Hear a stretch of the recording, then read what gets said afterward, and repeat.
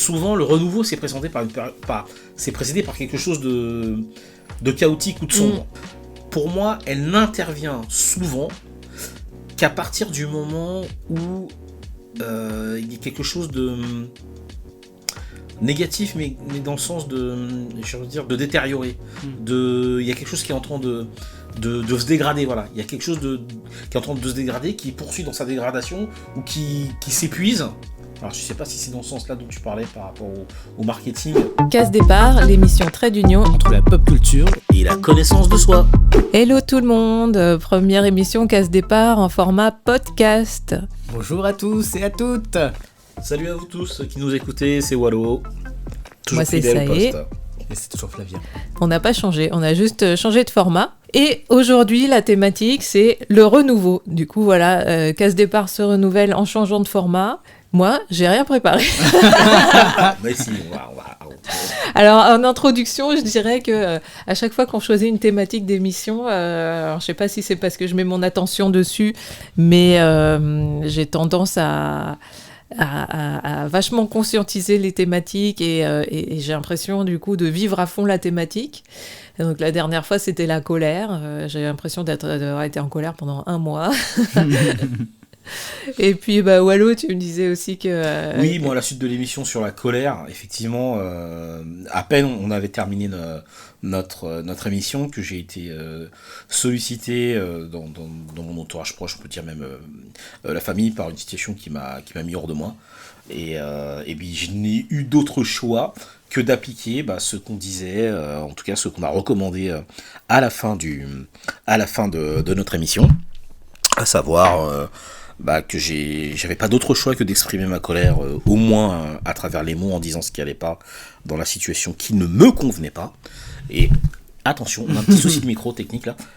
Ne vous envoyez pas, on est en train de régler tout ça au fur et à mesure. Attention, voilà. Et donc je vous disais, juste après l'émission, moi ce qui s'est passé, c'est que j'ai dû appliquer ce qu'on avait dit, parce que je suis monté dans les tours assez rapidement, à la suite d'un SMS qui m'a un peu agacé. Et toute la nuit, en fait, j'en ai mal dormi. Et le seul moyen que j'ai eu de remédier à ça, c'était le lendemain de renvoyer un SMS où j'exprimais vraiment la colère, mais en même temps en modérant mes propos. Et une fois que c'était fait, je suis redescendu. J'ai retrouvé l'appétit, la faim, la joie de vivre, la bonne humeur. Donc comme quoi ça s'applique bien, effectivement. Alors j'avais pas des images de manga à ce moment-là pour me soutenir ou autre, mais voilà, j'ai simplement appliqué ce qu'on avait dit juste après l'émission. Ouais, c'est pareil, c'était aussi un peu monté, mais après c'est vrai que dans le manga, il y avait plein de trucs qui avaient déjà des outils, et dans ma lecture refuge, j'ai relu les Slam Dunk. Et après j'ai lu un Spirou, ça m'a fait descendre direct. Voilà. Parce que Slam Dunk ça fait monter dans les tours, ça c'est assez curieux. Non, pour redescendre. Ah, pour redescendre. Ah oui, non, pour redescendre. C'est plein de bonnes actions, c'est trop chouette Slam Dunk. Et c'est vrai que j'ai relu Slam Dunk avec plaisir. On peut commencer sur le premier truc qui nous vient quand on pense à renouveau, et justement il y a le côté cyclique. Donc c'est déjà un aspect qui est très fort dans le manga et dans l'animation japonaise.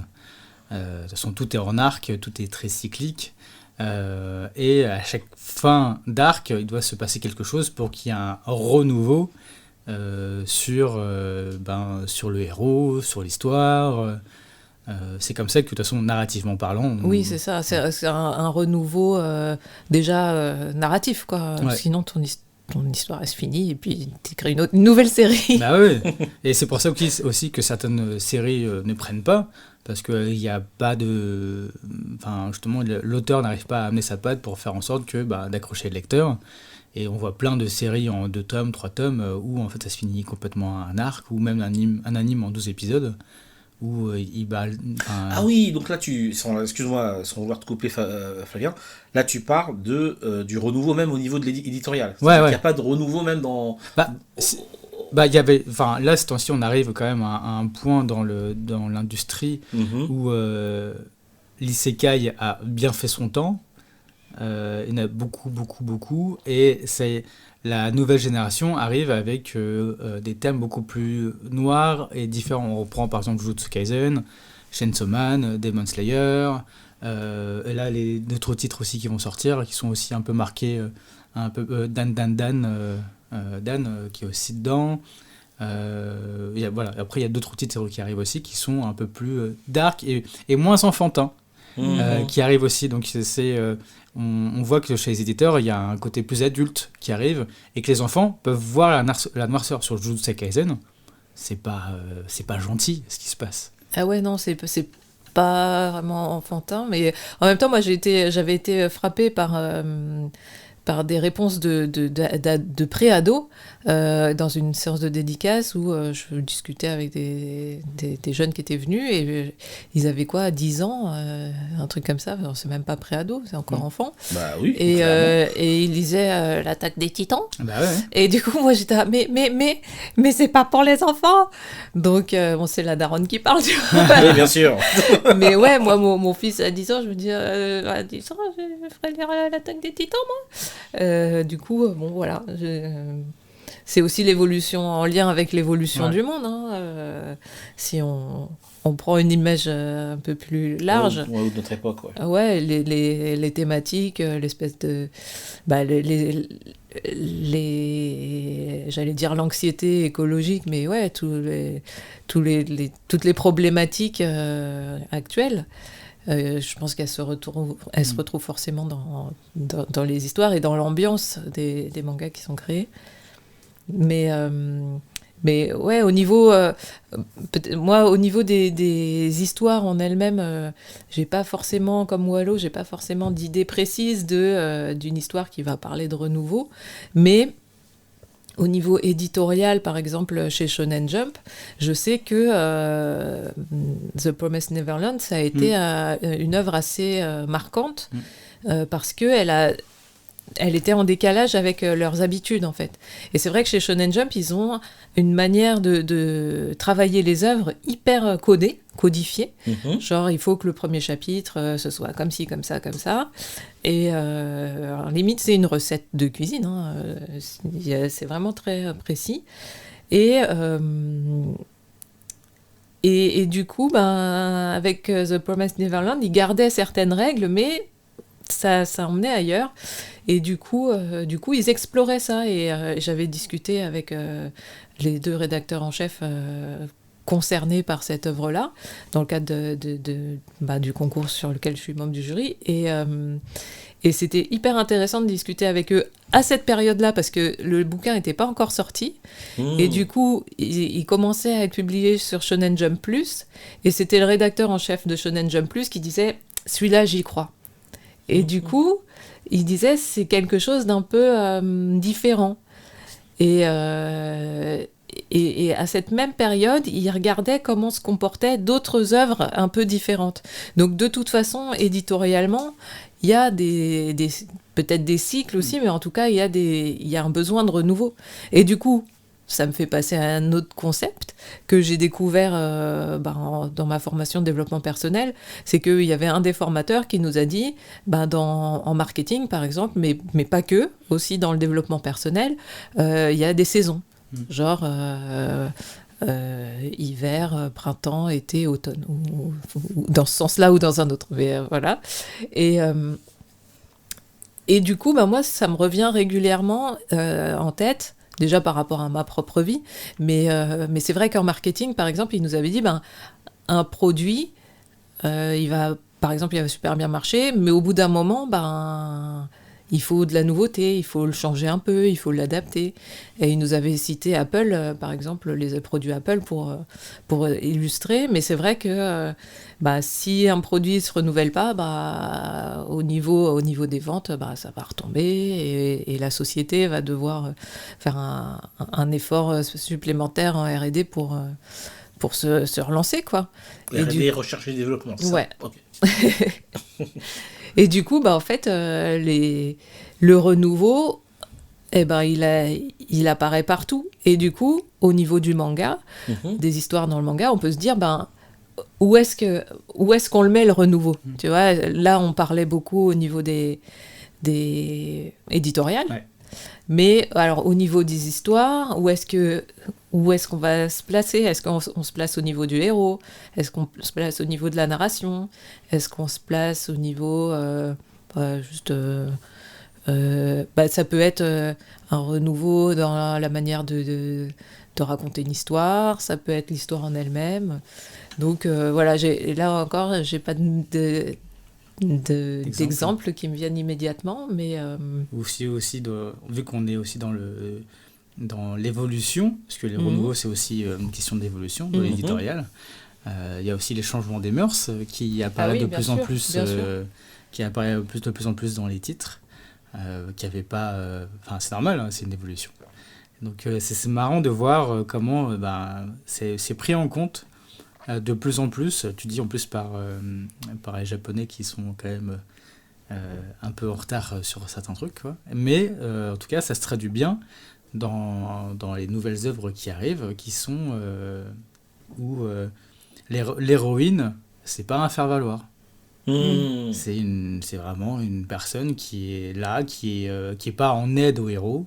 C'est une personnalité propre. Je reprends encore Jujutsu Kaisen.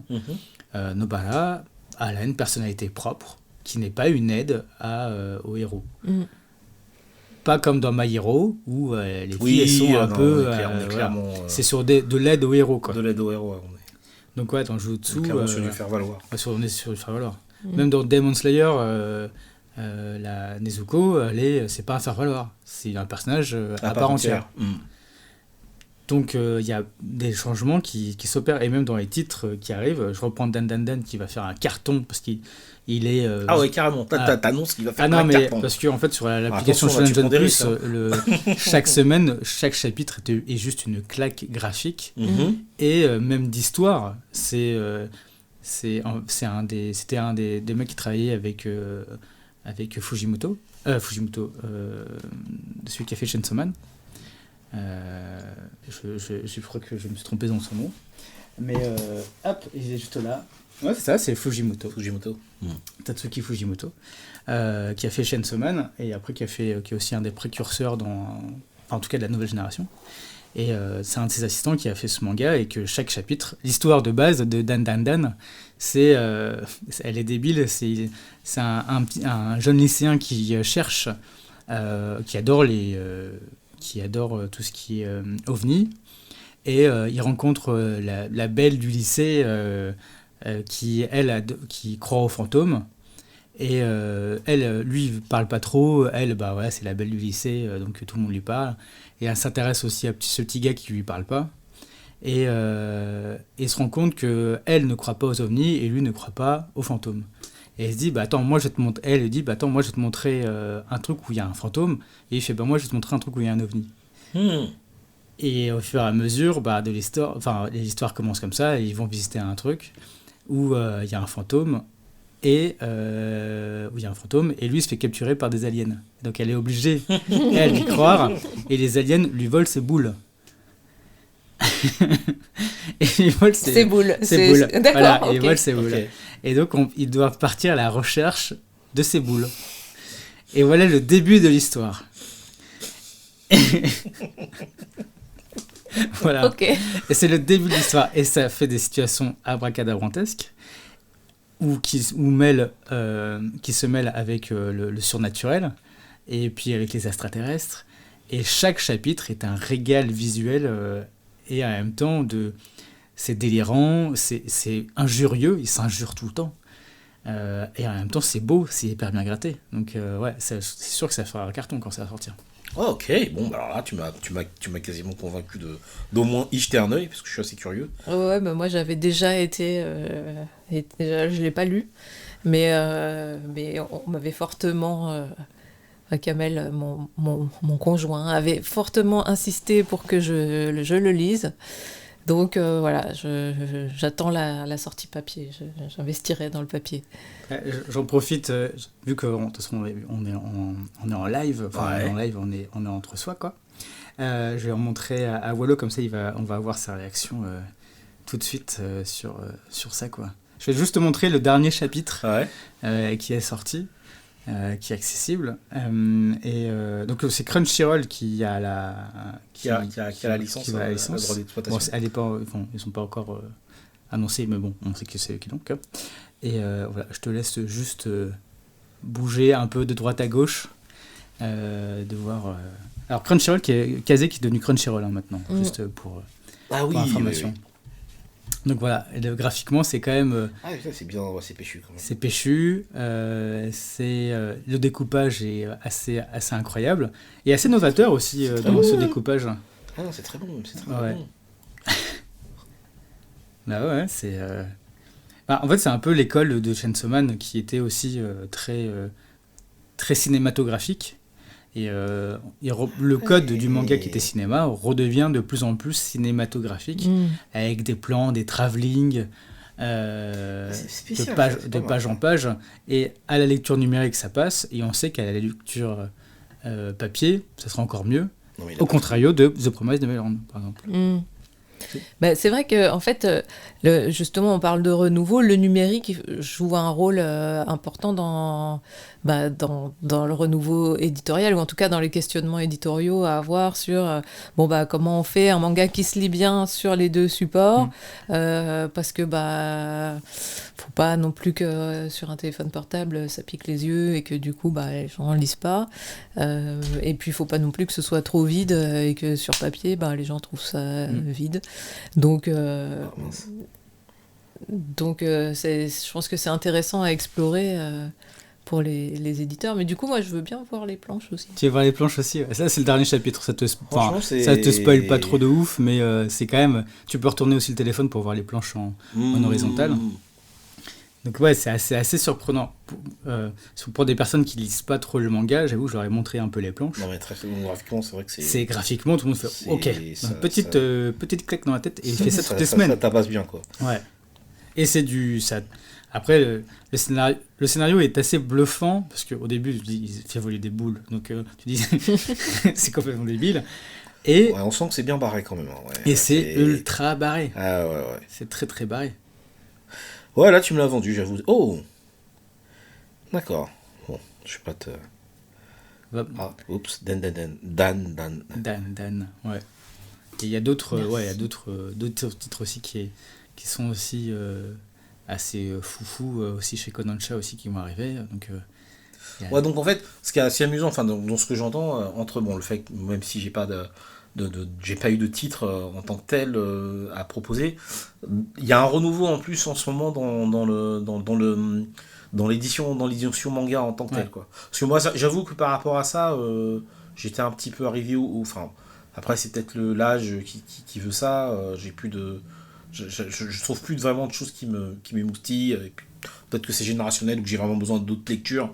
Je lis autre chose en dehors du manga, bien évidemment, donc ce n'est pas forcément de la BD, des bouquins tout simplement, mais dans le cadre du manga, moi j'étais arrivé quand même depuis quelques temps à oui. Mon Dieu. Oui, parce que ils sont sortis. Oui, ils ont sorti. En intégrale carrément. Excusez-moi, alors c'est parce que comme on est chez Flavien et qui vient de voir un coffret de chez Blues, Rocco de chez Blues, donc je reviens un petit peu sur ce que je vous disais, notamment le fait que moi je trouvais que j'avais pas justement de renouvellement au niveau du manga, et je trouvais peu de choses qui me parlent depuis quelques années. Alors je suis pas au taquet non plus sur toutes les sorties, mais véritablement il y avait rien qui me parlait plus que ça. Donc c'est très bien avec ce que je viens de voir là de Dan, ce qui vient d'être proposé. En tout cas là, en sortie, notamment chez Crunchyroll. Mais moi je voulais revenir sur la notion de renouveau. Alors en fait, quand il y a pensé, ça y est, parce que quand on parle de renouveau, automatiquement, j'ai la période en tête qui précède le renouveau. Et alors je sais pas si on pourrait dire que c'est quelque chose qui est soit un stéréotype, mais ou plutôt peut-être archétypique ou archétypal. Souvent, le renouveau c'est précédé par quelque chose de chaotique ou de sombre. Voilà.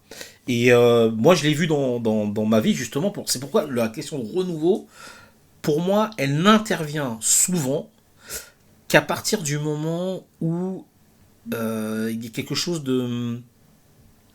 négatif, mais dans le sens de, je veux dire, de détériorer. Il y a quelque chose qui est en train de se dégrader, voilà. Il y a quelque chose qui est en train de se dégrader, qui poursuit dans sa dégradation, ou qui s'épuise. Alors je sais pas si c'est dans ce sens-là dont tu parlais par rapport au marketing, mais qui s'épuise ou qui arrive en fin de vie, mais il y a une fin de vie qui peut être saine, parce que toute chose finit par mourir d'une manière ou d'une autre, mais il y a des fins de vie qui sont pas forcément saines, c'est dans le sens de un peu comment est-ce que je pourrais dire ça, voilà, c'est que t'as l'espèce de mort purulente qui arrive, qu'on aurait pu éviter, et la seule chose qui peut faire que les choses avancent mieux, justement, c'est qu'elles se renouvellent. Et là, pour le coup, le manga, les exemples que j'ai toujours, le premier truc qui me revient en tête, alors on va rester sur du classique, récemment j'ai revu le premier épisode de Saint Seiya sur ADN, puisque c'est eux qui ont les droits de diffusion. J'avais oublié que ça commençait par le fait que oui, tous les X temps apparaissent des chevaliers lorsque les choses ne vont pas. Et tout d'un coup, je refaisais le lien, moi, toujours sur des classiques, avec cette notion qui est importante dans Hokuto no Ken, c'est que le Hokuto apparaît lorsque le Nanto se corrompt. Voilà. C'est-à-dire qu'il ne peut pas, j'ai l'impression que la question de renouveau intervient, doit intervenir, si quelque chose se dégrade ou ne va pas. Si ça va bien, ça perdure. Et c'est vrai que si je devais ramener ça à ma vie, alors j'ai pas utilisé, là je le dis parce que bon, je suis fan de manga et que j'en ai lu beaucoup et que je faisais des liens, mais j'ai quand même repéré moi dans ma vie qu'effectivement le renouvellement devient obligatoire quand des choses ne marchent plus. Ou même si j'ai presque envie de dire, parfois plus je répète quelque chose qui ne marche pas, ça marche pas. Et donc le seul moyen que ça change, c'est de renouveler. Donc pour moi, dans le renouveau, c'est dire voilà, je vais retourner à quelque chose d'originel, mais en lui apportant un petit truc spécifique qui va le différencier de la nouveauté de base pour relancer mon cycle ou pour avancer. Et en fait, c'est cet aspect-là qui, moi, dans le renouveau, m'intéresse et où m'a parlé, ou même si je reprends un dessin animé comme Mononoke, si vous regardez Mononoke, on arrive à un moment donné où quelque chose ne va pas dans la situation qui nous est présentée, et que le seul moyen que ça aille, c'est de passer, je vais pas spoiler quand même pour ceux qui l'ont pas vu, mais de passer par un moment clé de l'aventure, qui ne peut que relancer un nouveau cycle sur une base saine. C'est surtout ça. Et donc moi, la notion de renouveau, donc que ce soit on l'a vu avec les saisons, dans ma vie au quotidien, j'ai appris à la repérer à travers ce que j'appellerais moi des espèces de signes. Il y a des choses qui sont constantes, qui se présentent. Est-ce que tu parles de répétition des espèces de signes un peu qui se répètent, alors qu'ils sont pas exactement les mêmes, mais qui se ressemblent. Et je trouve, pour le coup, que dans le manga, alors je vais pas dire que c'est pas le cas dans la BD franco-belge ou dans le comics, mais parce que on est beaucoup sur le manga, mais je le trouve beaucoup plus insisté dans la conscience asiatique, et donc du coup à travers le manga. C'est marrant quand tu dis ça, parce que là, ces temps-ci, Glénat a ressorti Evangelion en perfect. En fait, j'y pensais, mais bon. Elle est juste géniale, l'édition est géniale. Et donc ça m'a permis de le relire, ça fait longtemps que je l'avais pas relu. Et je pense que j'ai pas tout lu en plus d'Evangelion. Et c'est marrant parce qu'effectivement, le début d'Evangelion, il y a eu la météorite qui est tombée, il y a eu raz-de-marée, et on recommence, un nouveau cycle apparaît, et donc des personnes arrivent, et Gundam aussi, je crois que c'est à peu près, dans Gundam aussi, c'est à peu près la même chose, à peu près le même début, et où on attend des nouveaux héros, et ces nouveaux héros, ils sont, en tout cas dans Evangelion, c'est des jeunes gens qui sont à mal-être, et c'est dans leur construction, dans leur cycle de construction, qu'un renouveau va apparaître. C'est-à-dire que tout a été détruit, eux aussi sont détruits par la nature, par tout ce qui a été fait, et pour se construire, ils doivent se construire à partir du chaos. Donc se retrouver une identité, se retrouver un genre aussi, et pour devenir après des héros. Mais Evangelion, on sait très bien que c'est on va dire une métaphore de l'adolescence. C'est que en fait, l'adolescence, on se détruit pour renaître un peu après sur le côté adulte. Et l'Evangelion, c'est vraiment une métaphore dessus, quoi. D'ailleurs, je ne sais pas si vous avez déjà lu un truc à ce sujet, mais il me semble que même au niveau du cerveau, en fait, à l'adolescence, il y a des trucs assez ouf qui se passent dans le cerveau. Et je pense à quand tu dis à l'adolescence, on se détruit, tu vois. Pour justement se reconnecter différemment. Et du coup, tu recrées une autre version de toi, quoi. Mais ouais, en vous écoutant parler tous les deux, en fait, j'ai pensé à ça connecté dans tous les sens. Alors, par rapport à ce que tu disais, Walou, j'avais pensé à la différence entre révolution et évolution. Ouais. Parce que révolution, en fait, une révolution, c'est un tour. Oui, effectivement. Et donc, en fait, c'est un cycle, mais tu peux faire 50 000 révolutions, tu feras toujours le même tour, en fait. Et l'évolution... En fait, non, je pense que la révolution, tu peux faire plusieurs révolutions, mais ça fait comme une spirale. Tu vois, tu tournes quand même, de toute façon. Et l'évolution, bah, y a l'idée de changer, de passer d'un stade à un autre. Et je me dis, bah, peut-être que la vie, c'est un mix des deux. Tu sais, avant, je me disais, ah ben non, révolution, c'est pas bien, évolution, c'est bien. Mais en fait, bah, tant que t'as pas fait plusieurs révolutions, de toute façon, tu peux pas évoluer parce que tu te rends pas compte, tu vois, de tes erreurs. Et du coup, ben, moi, dans ma vie, je sais que je me suis retrouvée dans des cas de figure où je faisais le même schéma, et puis sauf qu'à un moment, je me suis rendu compte et je me suis dit, ben, et si j'essayais en conscience autre chose? Et bon, après, je pense pas avoir trouvé la réponse, mais au moins, j'essaye autre chose. Et du coup, bah, je me dis, en essayant autre chose, de toute façon, ce sera pas perdu parce que je vais apprendre en chemin. Et finalement, ben... Bah voilà, ça nous ramène à tous nos histoires de shonen où les héros apprennent, et plus l'histoire dure longtemps, plus bah il y a des arcs du coup, et bah, plus il y a d'arcs, plus on les voit évoluer, et du coup sur des sagas on voit vraiment l'évolution des personnages, quoi. Donc voilà, ça m'a fait penser à ça. Et ce que tu disais, et ce que tous les deux vous disiez sur le fait de la destruction qui précède le renouveau, bah moi ça m'a rappelé le fait que bah, au niveau de leur inconscient collectif, les Japonais, ils ont quand même Hiroshima et Nagasaki. Ouais, oui. Et bon, moi c'est une thématique que j'ai côtoyée assez rapidement par l'activité de mes parents, qui œuvrent pour l'éducation à la paix. Mais du coup, ouais, tout ce qui est des images d'Hiroshima, de Nagasaki, tout ça, j'en ai vu très tôt. Et effectivement, il n'y a plus rien. Et c'est la survie, en fait. Là, t'es plus en mode, bon, bah, je vis et j'évolue. Là, t'es en mode, bon, bah, survie de l'humanité, quoi. Comment on renaît on rebâtit, comment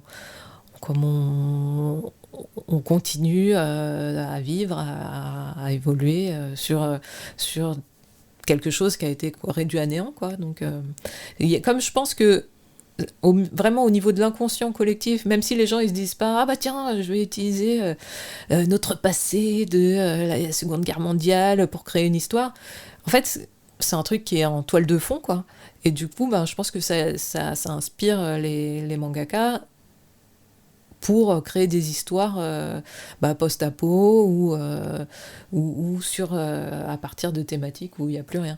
Et puis après, bon, bah, y a aussi l'aspect purement géoclimatique du Japon, où bah, tu as des éboulements de montagnes, tu as des tsunamis, quand même des grosses catastrophes que en France on n'a pas. On a d'autres trucs, hein, mais genre des inondations, mais on est plutôt safe, géoclimatiquement parlant. Au niveau de l'ampleur de ce que vivent les Japonais un peu dans leur quotidien, ouais, c'est vrai qu'effectivement entre les tremblements de terre et les tsunamis, les typhons.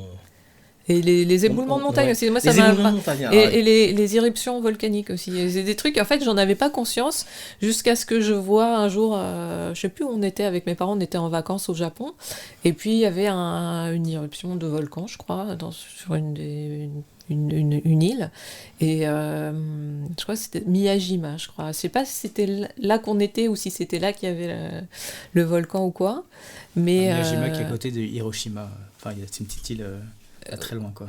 Ouais, bah moi je suis un peu naze en géographie, donc je sais même plus. Il y a un très beau temple à Miyajima. Oui, bah voilà, bah peut-être ça. Mais voilà, moi je me souviens qu'il y avait un truc, et du coup bah j'ai découvert à la télé. J'étais gamine encore, hein, donc c'est un peu loin dans mon souvenir, mais quand j'y repense, je vois les images à la télé de d'éboulement, d'écoulement de boue avec les maisons qui partent et tout, et tu te dis, comme en France, c'est pas trop dans l'actu, tu vois, ce genre de choses. J'avais été impressionnée. Je m'étais dit, ah merde, c'est possible en fait, sur cette planète, de voir ça, de vivre ça. Ouais, c'est vrai que donc dans leur inconscient collectif, ça crée pile poil des scènes en post-apo et de reconstruction. C'est vrai qu'il y avait plein d'histoires aussi avec les Italiens, avec Pompéi, etc. Donc il y avait tout un pamphlet, enfin pas tout plein de romans dessus. Et pour juste rebondir sur le côté un peu héros, quand on avait pensé au renouveau, et là après ce que vous dites aussi, c'est vrai que le personnage qui me vient à l'esprit pour symboliser un peu tout ça, c'est un peu Kenshin. Kenshin qui lui était un... Kenshin le vagabond. Kenshin le vagabond qui lui était juste un samouraï un peu salaud, quoi. Qui se reconstruit après que tout soit fini, quoi, qui devient un ronin et qui change de tout au tout et se dit je vais essayer de ne pas tuer mes adversaires et de voir comment ça peut se passer, de devenir un autre homme en gardant ce que j'étais en tête, mais en changeant mon pas.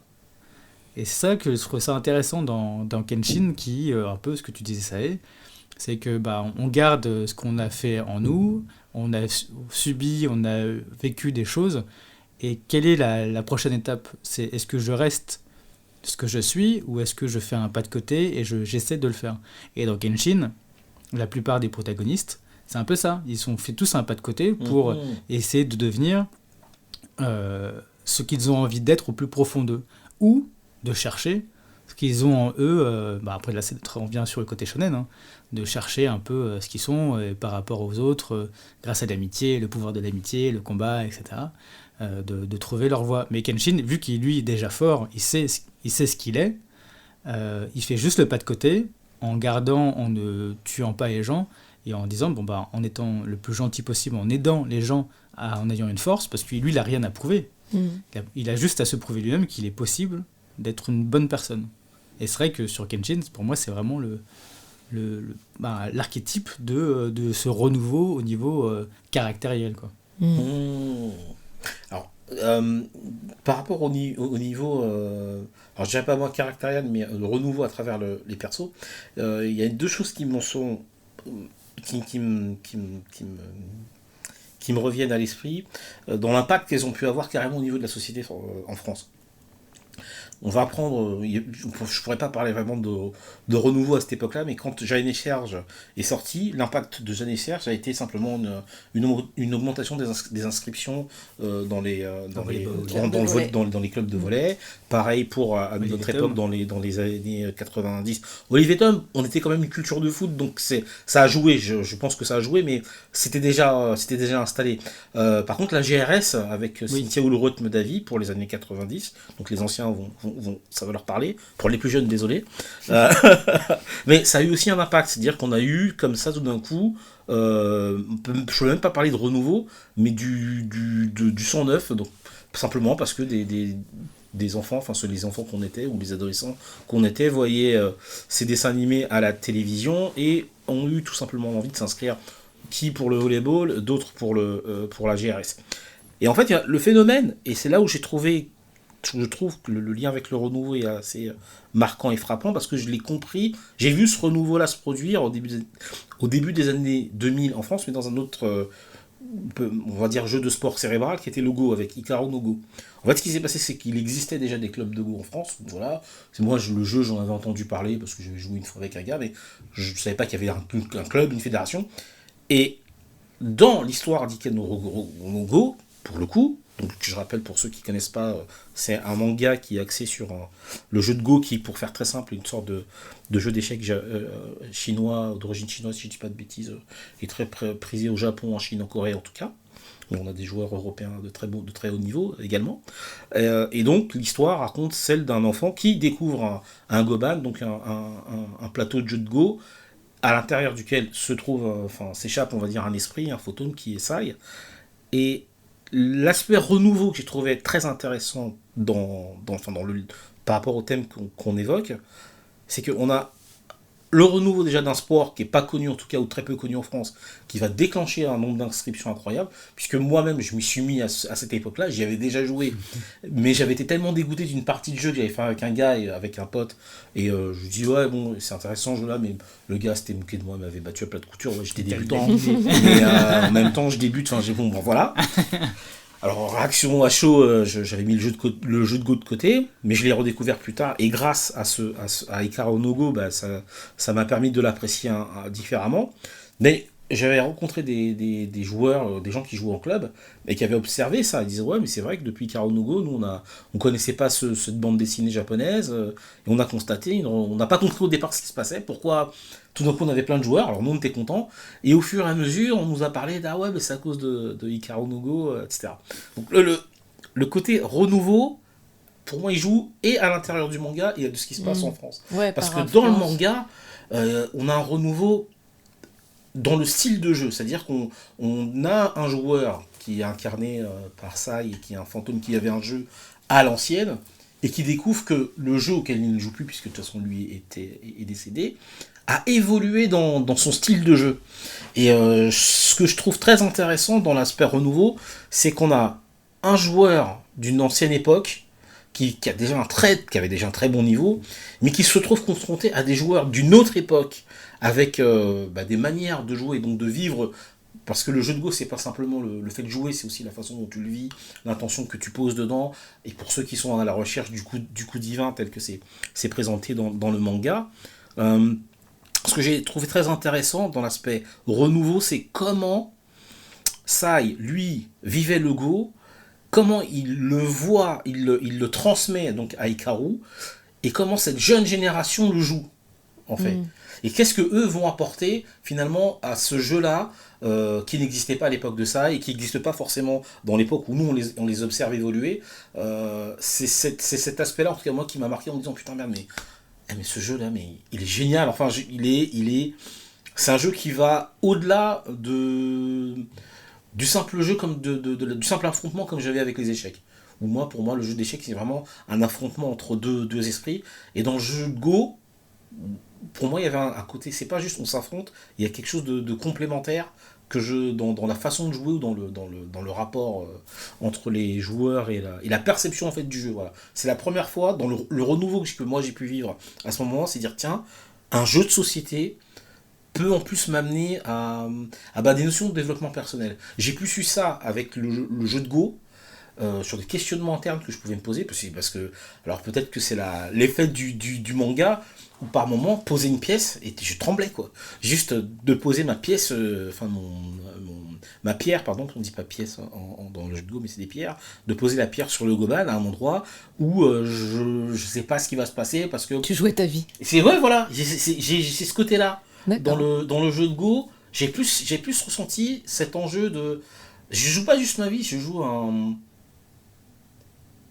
fait, il y a une part de l'esprit, c'est comme si c'était deux esprits qui s'affrontaient et que ça se voyait dans le jeu. Ce que je voyais pas dans le jeu d'échecs, que j'aime également, où c'est plus, pour moi, les émotions dans les échecs, elles sont moins présentes que dans le jeu de Go en fait. Voilà, c'est-à-dire que moi dans le jeu de Go, j'ai une implication émotionnelle et on va dire esprit, il y a l'intelligence et l'intellect aussi qui jouent, mais je l'ai pas dans le jeu d'échecs. Pour moi, les échecs, c'est vraiment j'affronte l'autre, j'ai la meilleure stratégie. Dans le jeu de Go, il y a une notion, c'est moi qui m'exprime, et par endroit, c'est comme si tu posais la pièce, où l'erreur que tu fais te ramène à quelque chose de lié à ta vie. Ah ouais, mince, là j'ai quelque chose à explorer, ah, mince, je me suis foiré, ou moi j'ai vraiment un enjeu vital quand je joue au Go, j'ai un enjeu vital. Est-ce que c'est pas une extrapolation de ce que tu as vu ou tu as vécu? Parce que par exemple, si moi je reprends un peu le shogi, qui est aussi un peu un autre jeu d'échecs en mode japonais, et là c'est des pièces, Et c'est pareil, enfin, en tout cas dans ce que je lis, à chaque fois, c'est marrant, t'as l'impression qu'ils jouent leur vie quand ils posent la pièce.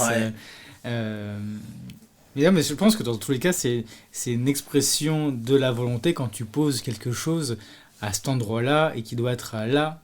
Et je sais plus si... je me rappelle qu'il y avait, côté historique, il y avait un militaire qui faisait toutes ses stratégies militaires avec du shogi, quoi.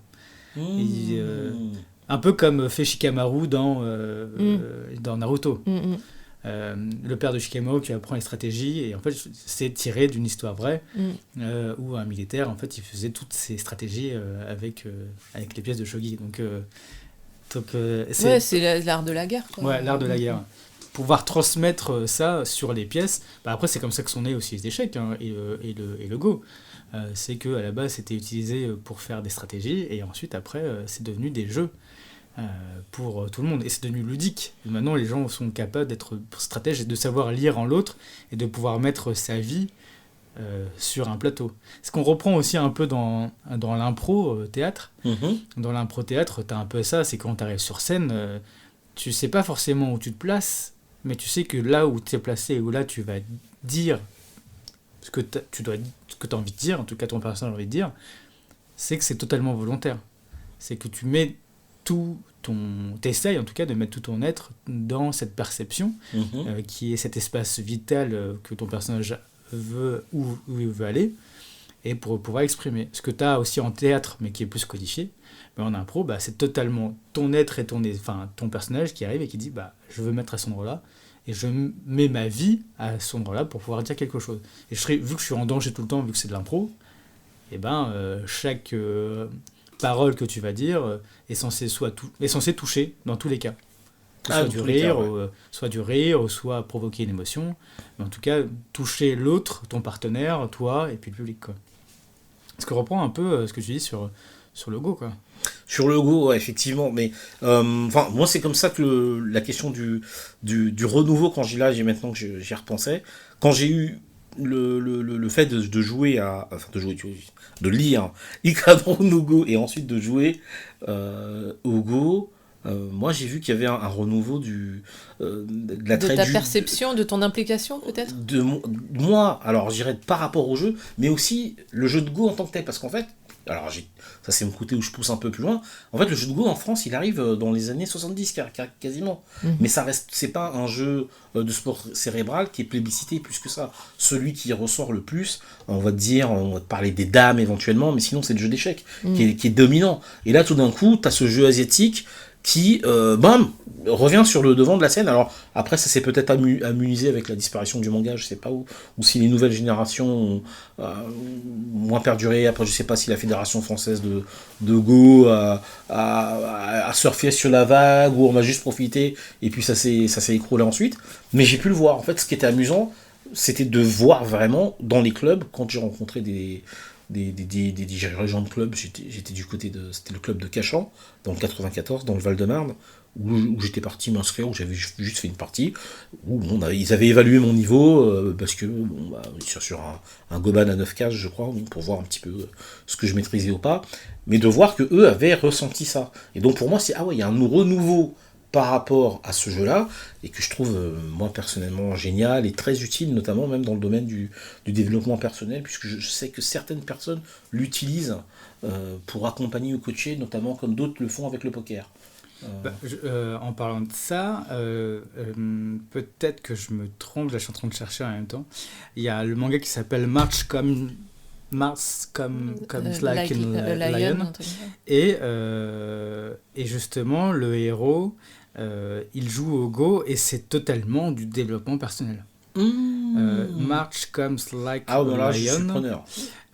J'ai les mangas juste derrière, okay. Mais c'est-à-dire qu'il faut que je me lève. Non, je les prends, je suis preneur, je vais les prendre. De Shika Umino, c'est celle qui avait fait déjà un manga où je vous en ai déjà parlé, je crois, dans une des autres émissions, je n'ai même plus le titre, là. Je suis en train de faire deux choses en même temps. Est-ce qu'il joue vraiment au Go ou au Shogi? Peut-être Shogi, hein. Non, je crois que je pense que c'est du Go, hein. Vraiment, je regarde juste. Tac. Ah non, c'est Shogi. Voilà. C'est Shogi. C'est du shogi. Ouais, mais dedans, c'est aussi du développement personnel, parce que il est tout seul, il a abandonné, il est devenu Rei, il est devenu champion de shogi assez jeune, et c'est aussi un licencié, il gagne sa vie comme ça, et il y a une de ses copines de classe qui l'invite chez lui, et il va faire la connaissance de 3 sœurs qui vivent un peu en autonomie. Leur mère est décédée et leur père, il n'est pas là. Un classique du manga. Et donc, les parents ne sont jamais là. Ils sont jamais là. Où est-ce qu'ils sont ? Et lui, ses parents ils sont décédés, donc il est vraiment seul. Et en fait, c'est ces rapprochements un peu familial. Et par le shogi, il va trouver la force de se développer, lui, et en même temps de voir les répercussions de cette famille sur lui. Et c'est une belle histoire, en tout cas, March Commons Lion. Et il y a aussi un anime qui est sur Crunchyroll, je crois, et le manga est chez Kana. Et le premier manga qu'elle avait fait, que j'avais beaucoup aimé, je trouve plus le nom, mais bref, Onion Clover.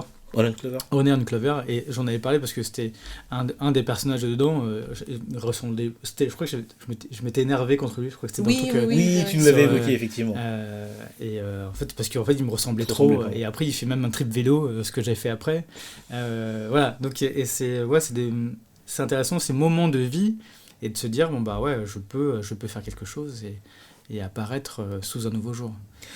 Alors, on parle justement de nouveaux jours. Si je reparlais du renouveau avec Ikaru no Go, c'est parce que c'était pour moi un contre-exemple de ce que j'ai évoqué au début quand je parlais du fait qu'on arrivait dans des situations un peu chaotiques et que le renouveau restait après. Là, avec Ikaru no Go, on n'est pas du tout dans cette logique-là, mais la notion de renouveau, elle était à l'intérieur de l'appréciation du jeu de Go. Pour le coup, je pense que ça a beaucoup parlé aux lecteurs parce qu'on voyait des enjeux divins alors que à la base c'était plus un jeu de société. Mais pour revenir justement dans cette thématique, ce que j'avais également en tête, la thématique du chaos qui précède le renouveau, en fait j'avais un manga du début des années 2000, enfin de la même période également, donc qui était édité chez Tonkam, qui est Rookies. Où dans Rookies, on est vraiment dans du pur shonen avec des enjeux et de l'amitié virile entre potes de lycée. Est-ce que la notion de renouveau dans Rookies, pour le coup, elle arrive, alors pour resituer un peu pour les auditeurs, Rookies c'est un manga, on va dire... Alors moi je le mets pas trop dans la catégorie sportive, même si le sport principal dedans c'est le baseball, mais en gros Rookies c'est une équipe à l'abandon de baseball du lycée Futago qui doit se remettre sur pied, quoi, tout simplement. Et vous avez un prof un peu particulier, alors un peu pour ceux qui étaient fans de GTO, on est un peu dans les mêmes thématiques mais avec des profs avec des histoires différentes, mais on a un petit peu ce côté ancien voyou qui va remettre les furios, les furios un peu dans le droit chemin, en les respectant, en leur remontrant des valeurs fondamentales. Et pour le coup, pour les furios, juste pour expliquer, c'est c'est plus un type de manga, mais c'était aussi, c'est un peu l'histoire des gangs. Donc dans les mangas lycéens, mais c'était l'histoire de gangs de motards ou un peu de racailles, quoi, on peut dire, qui se bastonnaient assez violemment dans les années 70-80. Ouais. 70-80, ouais. Le mot fulio, en fait, ça veut dire voyou, tout simplement.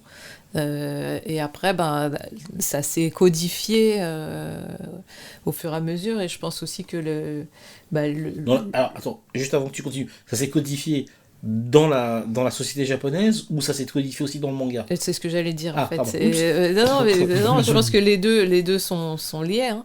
Mais ouais, d'ailleurs, il faudrait que je vais regarder les kanji. mais ouais, en fait, du coup, ouais, du coup, je dis n'importe quoi. Mais oui, c'est ça, vu qu'on fait des choses en même temps à chaque fois. Et voilà, en tout cas, dans le Furio, t'avais les voyous et qu'il fallait que... de plus en plus dans les histoires, c'était les voyous qui faisaient leur petit chemin. Là, il y a un manga qui marche très bien, c'est Tokyo Revengers. Grâce à l'anime qui a décollé, ils ont fait plus plus 27% de chiffres sur le manga. De toute façon, parce que l'anime a fait c'était pas très connu et l'anime a fait grimper ce truc. C'est le produit d'appel pour le manga, l'anime. C'est la série. Alors, je reviens avec mes kanji. Oui. J'avoue, je suis pas très forte dans les kanji, donc j'ai besoin de regarder. Donc, Fulio, en fait, c'est en 2 kanji et ça veut dire qui n'est pas bon. Donc, en gros, c'est pas bon. Les 2 kanji. D'accord. Littéral. Faut pas te tromper, quoi. C'est un kanji qui exprime la négation, le fait de ne pas être, et puis le kanji de bon, beau, enfin bon. Et du coup, délinquant, voyou, quoi. Et c'est vrai que Fulio, ça peut aussi s'utiliser pour un produit défectueux. Si on dit Fulio Hin, Hin c'est le produit, c'est un produit défectueux. Et donc le terme entier pour dire le délinquant garçon, ce serait de dire, le jeune délinquant, ce serait Fulio Shonen, et la jeune délinquante, ce serait Fulio Shoujo, et puis dire Fulio, c'est plus simple. Donc voilà, je pense que c'est aussi par raccourci qu'on dit juste Fulio. Mais donc, avant d'être un genre et une typologie de personnage, c'est un mot, tout simplement. Et du coup, au niveau de la construction pop culturelle, le Fulio, c'est devenu le motard avec en plus, dans les années 70, c'est la banane, la permanente et la banane. Des fringues assez typiques aussi, avec des jackets longues, et assez assez clinquant en fait, avec des couleurs, soit du blanc, du violet, des trucs assez voyants et qui se baladent qui sortent de la norme, quoi, dont on distingue automatiquement qu'il n'est pas dans le moule à la japonaise. Des vêtements aussi un peu larges, en plus il y a un terme, il y a un nom un peu je sais plus, il y a un terme pour ces habits-là qui avait... Oui, les pantalons, là, les pantalons, bouffant en bas. Ouais. En fait, au Japon, c'est des pantalons qui sont portés par les mecs sur les chantiers. Et en fait, ils ont une... alors, je sais pas maintenant où ça en est, mais ce serait intéressant à regarder du côté vestimentaire, mode, tu vois, parce que les mecs sur les chantiers, ils portaient ces pantalons bouffants avec des chaussures spécifiques, genre des tabis spécifiques. Les tabis, c'est les espèces de chaussettes, là, avec juste le gros orteil à part. Et donc, il y avait une tenue très spécifique portée par ces mecs-là et qui a été reprise en partie par les Fulio, quoi, dans leur code vestimentaire. C'est moi qui reprends le côté un peu ouvrier. Ouais, après c'est peut-être lié aussi à... Alors, je n'ai pas du tout de connaissances dans l'histoire des Fulio, mais il y a peut-être dans un des magazines Tempura, je crois qu'il y a un article là-dessus, donc j'y trouverai peut-être des réponses. Mais il y a peut-être un lien aussi de l'origine du Fulio, origine sociale, j'entends, du Fulio, je ne sais pas. À explorer. Bon. Et donc pour en revenir à Rookie, justement, avec ces personnages qui sont en gros Fulio, on a cette équipe de baseball qui est en vrac, et justement la notion de renouveau, c'est se réapproprier, dire voilà, on avait une super bonne équipe avec, bien sûr, il y a un très bon joueur, mais qui a viré, on va dire, côté obscur, qui est Anya, si mes souvenirs sont bons, et c'est comment on va reconstruire sur du chaos, mais vraiment chaotique, c'est limite l'équipe à l'abandon, et plus personne n'y croit, mais tout le lycée, c'est même les pestiférés du lycée, et c'est dire, moi, un nouveau prof qui arrive, donc qui est Kawato, dire, moi je crois en vos rêves, donc on avait déjà évoqué la notion de croire en ses rêves, genre je sais plus dans quelle émission, mais qui lui dit, ok, vous êtes autre chose que des voyous, vous valez la peine, moi je vais vous prouver que vous valez la peine, d'abord en vous faisant confiance, et en remettant sur pied le club de baseball, et donc pour moi, Rookie, c'est le club de baseball, si vous voulez, pour moi, c'est pas vraiment le sport en tant que tel, parce que c'est un prétexte. Pour moi, Rookies pouvait fonctionner avec de la natation, avec n'importe quoi. C'était pareil. Il y a des mangas où c'est spécifique, où tu dis non, là, ce que tu as là, dans les enjeux qu'on te présente dans tel sport, ne fonctionne qu'avec ce sport. Rookies, pour le coup, c'est plus cette notion de renouveau, dire voilà, je vais remettre ces gars-là qui sont en vrac, et qui appartiennent à une équipe de baseball, et on va aller vers quelque chose de plus noble et de plus revalorisant pour eux, quoi.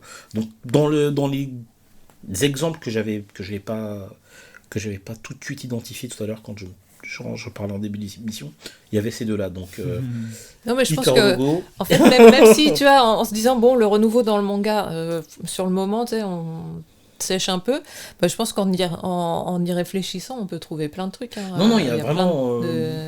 Pour moi, c'est vraiment dans les thèmes, en fait. Quand Hikaru no Go et Rookies, alors peut-être que j'en parle également, parce que c'est deux mangas où j'étais un peu frustré par la fin, parce qu'il n'y a pas vraiment de fin. En fait, donc surtout pour Hikaru no Go, j'ai jamais lu le numéro 23 qu'on m'a dit ne le lis pas, sinon tu vas être furieux. Et pas Furio. Et Rookies, qui réussit quand même son pari, mais qui est quand même un peu décevant. Enfin, c'est pas mal, mais en même temps, bon, je peux comprendre que certaines personnes soient restées sur leur fin, même s'il y a quand même une fin qui est assumée. C'est marrant, dans tout ce que vous dites depuis tout à l'heure, il y a un truc dans le renouveau qui revient à chaque fois, c'est la notion de transmission. Oui. Parce que là, avec Furieux, j'allais dire, avec Rookies, bah, t'as le prof qui va donner. Dans Evangelion, t'as aussi des personnes. Dans Hikaru no Go, bah, t'as Sai qui va transmettre, même si c'est en mode fantôme, il va transmettre son savoir. Dans le manga que tu dites, qui est Blitz, c'est pareil, il y a aussi un savoir qui est envoyé. C'est pas moi qui édite Blitz, mais sur lequel je participe, auquel je participe. Mais voilà, il y a toujours cette notion, dans tous les cas, il y a toujours le mentor qui est là, et il y a toujours cette transmission qui est au cœur du changement, donc au cœur du renouveau. Et quand tu disais sur Hiroshima et Nagasaki, c'est quand même la transmission, même sur de l'ADN, qui s'est fait du traumatisme. Ouais, mais justement, il y a plusieurs choses par rapport à ça, et justement, je voulais en parler, parce que, ok, les villes ont été rasées, il y a plein de gens qui sont morts, enfin, il y a eu de la radioactivité pendant super longtemps, et du coup, on voit qu'il y a presque plus rien, hein. Je parlais de renaître de ses cendres et tout, mais ce qui reste quand même, c'est qu'il y a des survivants, d'une part. Ces survivants-là, il y a les choses qui les ont fait tenir, c'est la transmission. Et notamment, via mes parents, j'avais rencontré plusieurs survivants. Et il y en a un, je sais plus, il a vécu super longtemps, je crois jusqu'à 92 ans ou un truc comme ça.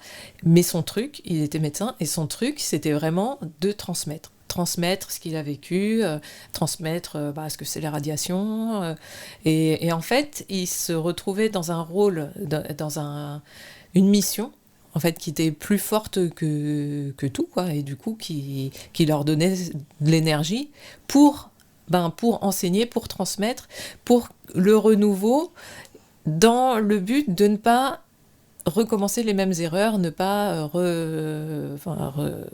revivre les mêmes difficultés, pour utiliser un mot un peu light.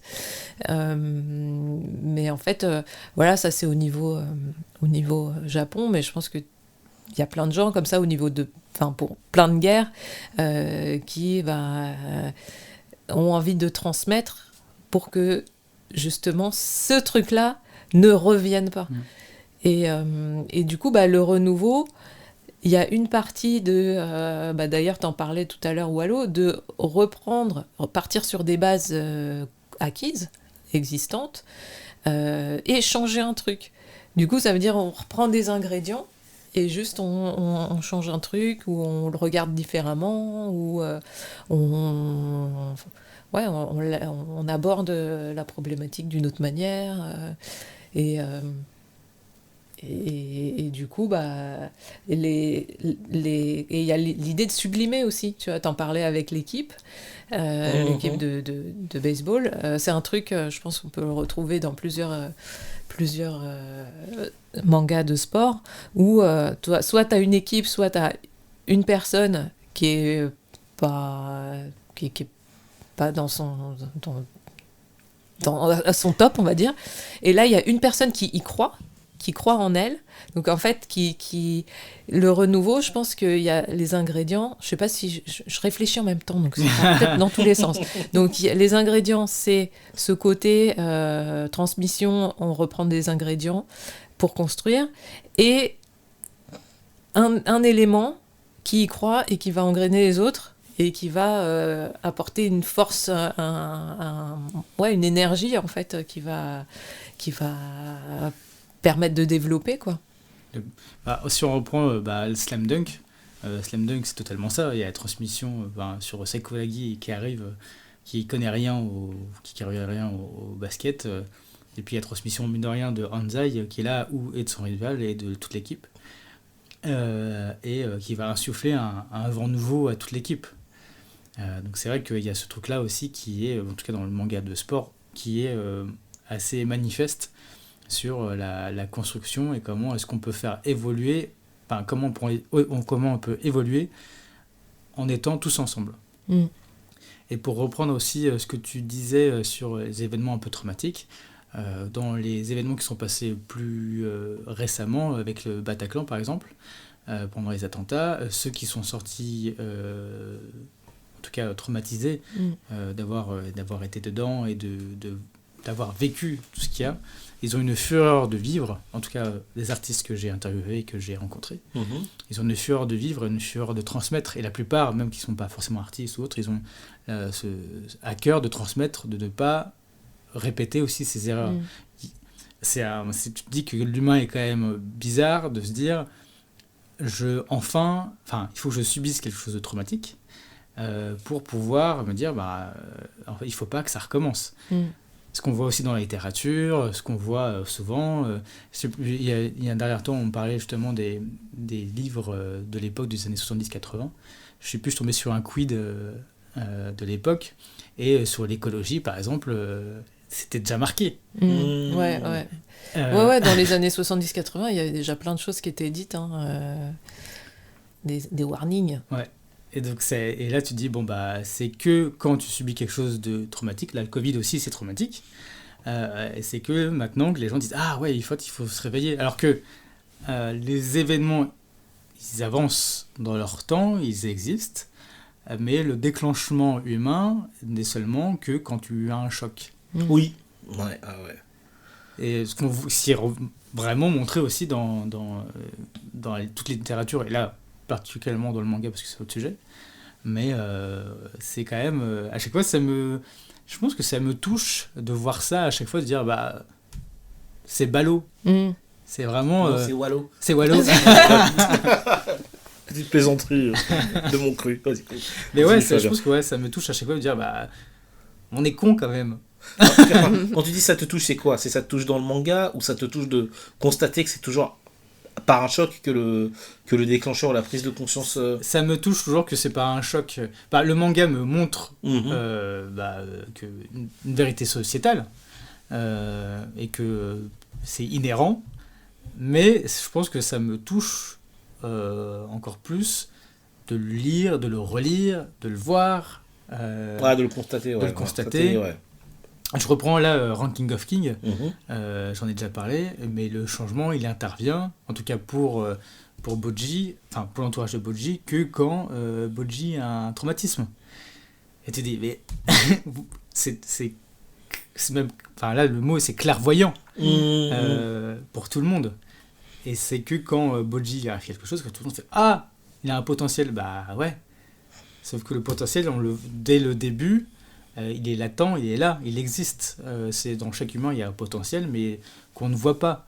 Même nous-mêmes, on ne le voit pas forcément, mais il faut qu'on subisse nous-mêmes un choc pour dire ok, en fait j'avais ce truc-là en moi. Il y a un indicateur. Il y a un indicateur.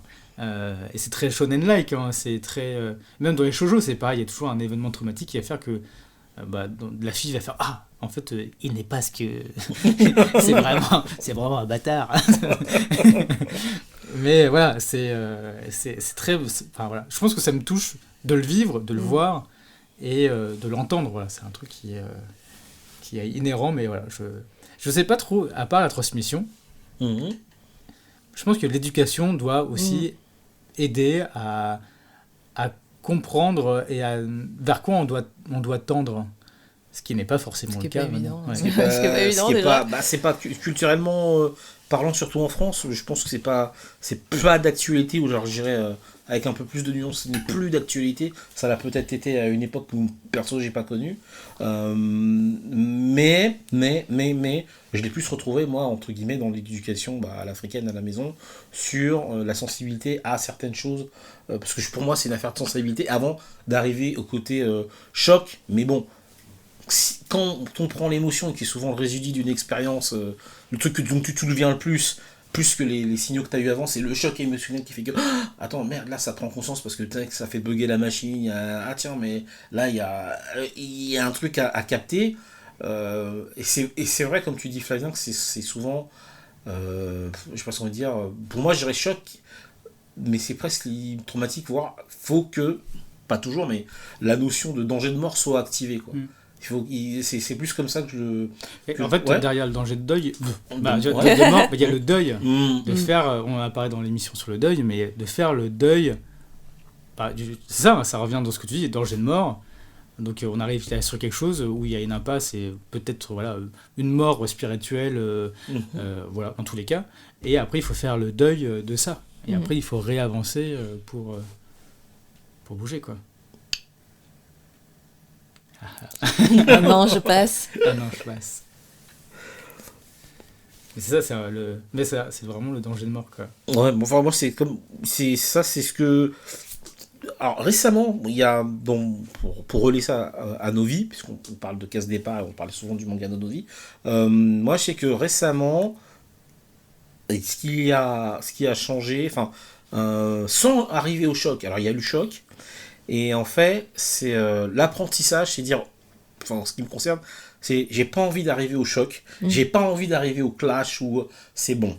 Là, je sais ce qui s'est passé, je sais comment ça va se passer. Alors, c'est là où le renouveau intervient. C'est, tiens, moi dans mon cas, c'est là, je vais accepter de prendre les situations telles qu'elles viennent. Je vais m'entraîner à prendre les situations telles qu'elles viennent. Et dire oui, ça me plaît pas, et là comme aujourd'hui je voulais préparer le truc un peu, non, je vais m'entraîner à prendre la situation telle qu'elle vient et à l'apprécier comme ça, et je verrai ce qui adviendra. Et chez moi ça commence à créer un renouveau dans plein d'événements, dans le rapport avec les gens, notamment avec des patrons qui m'enquiquinent un peu pour rester poli, où je dis ok, je prends les choses telles qu'elles viennent. Le renouveau pour moi, en fait, là, le choc, c'est pas un renouveau activé par un choc émotionnel, c'est justement un renouveau qui est je veux pas que ce choc encore. Voilà. Donc là, c'est enregistré et dire pour changer, t'as pas besoin forcément de passer par un truc extrême. Tu vas juste prendre les choses comme elles viennent, tu gardes ta position, tu vas avancer avec ça et forcément, ça commence à changer. Déjà dans l'orientation de ma vie, de la manière d'appréhender les difficultés qui se présentent, tout en sachant que c'est une difficulté, elle est embêtante, je vais faire avec, je compose avec, j'ai pas même si je sens, alors j'ai un critère d'injustice qui est déjà très fort, des fois je dis c'est injuste, mais ça m'empêche pas d'avancer quand même. Donc moi je sais que le renouveau de l'impact que ça peut avoir, alors j'essaie de rattacher ça à un manga, là je l'ai pas vraiment, j'ai juste l'image alors c'est assez curieux, j'ai juste l'image de Ray dans Kutonoken qui après avoir subi une attaque meurtrière de Raoul est sauvé par Toki, mais dont on sait qu'il a un délai de son temps est raccourci, quoi. J'ai juste j'accepte que ça va se passer comme ça dorénavant. ou, dans le cas de renouveau, accepter la séparation. C'est-à-dire qu'il y a des fois, on a envie que les choses soient raccommodes, notamment dans les relations avec les personnes, ou que ce soit un membre de la famille, amical, ou même dans le cadre de l'entreprise. Mais à des moments, c'est juste accepter. Ça peut pas se rabiboucher. C'est pas possible. Oui, mais non. Le meilleur moyen, c'est ce que je disais d'ailleurs à une personne de ma famille. Je disais, bon, écoute, moi je veux la paix. Elle me fait, oui, mais il faut méditer là-dessus. Non, mais la paix, je vais l'obtenir, c'est simple. Je coupe les ponts. Voilà. C'est parfois accepter que c'est la meilleure solution possible que d'avoir à couper des ponts ou accepter que quelque chose se passera définitivement pas comme on supposerait que ça devrait se passer selon la morale, l'éducation qu'on a reçue, et dire, le renouveau, c'est ça, c'est le renouveau, c'est, hey, tu coupes les ponts, tu t'acceptes que la rupture ait lieu, et puis tu t'avances de ton côté. Ah non, mais ça peut être brutal, comme ça peut être en douceur, mais effectivement de faire des choix. Parce qu'un renouveau, c'est aussi un choix, un choix de société, un choix humain, et de faire en sorte que ce choix il soit le plus éclairant pour nous dans notre chemin qui a des multitudes, qui a des petites multitudes de routes, mais qui soit un peu plus intéressant et aussi. En tout cas, moi je le mets toujours avec.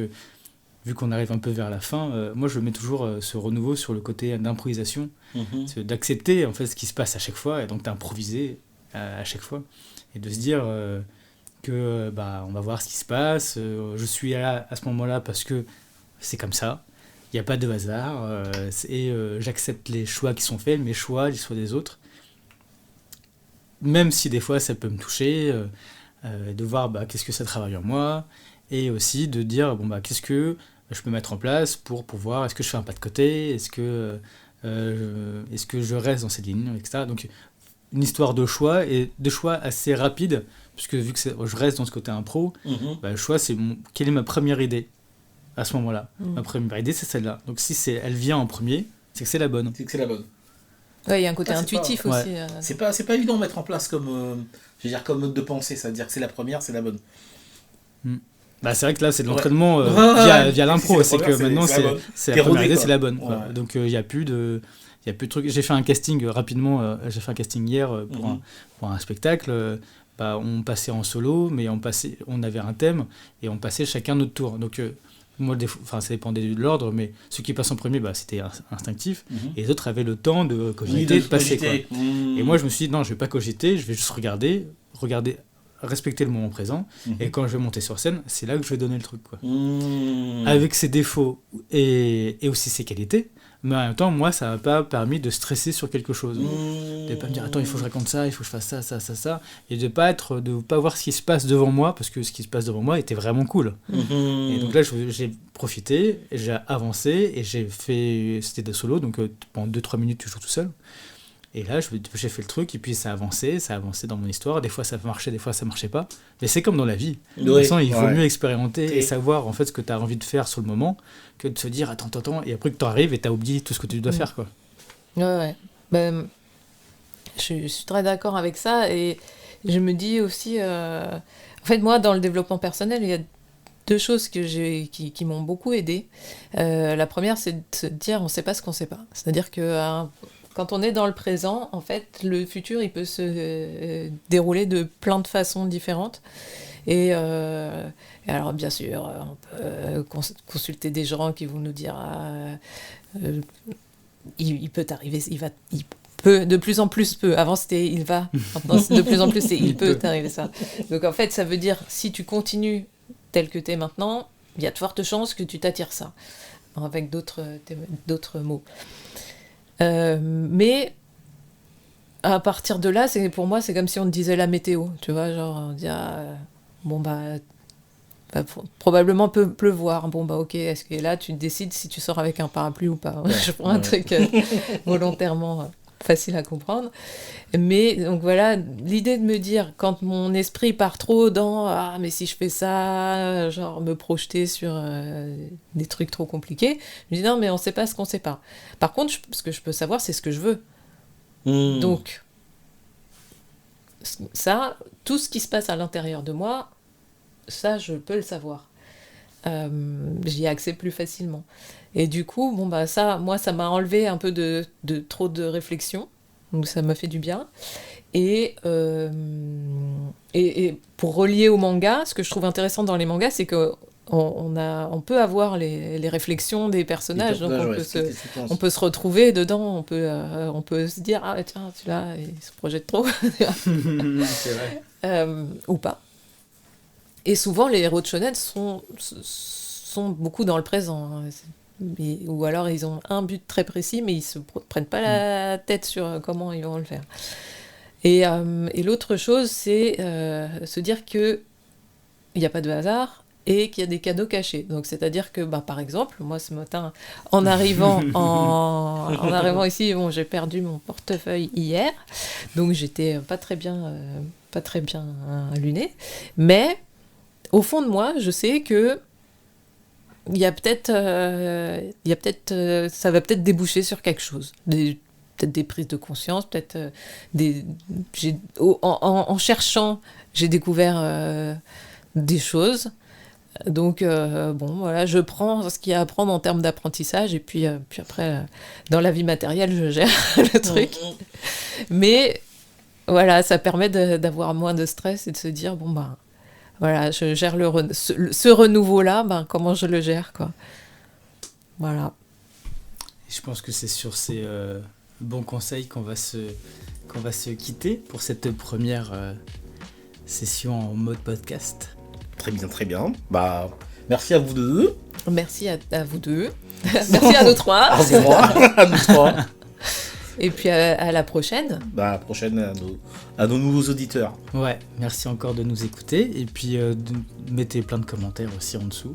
On est avide de savoir ce que vous avez pensé de cette première session totalement enregistrée.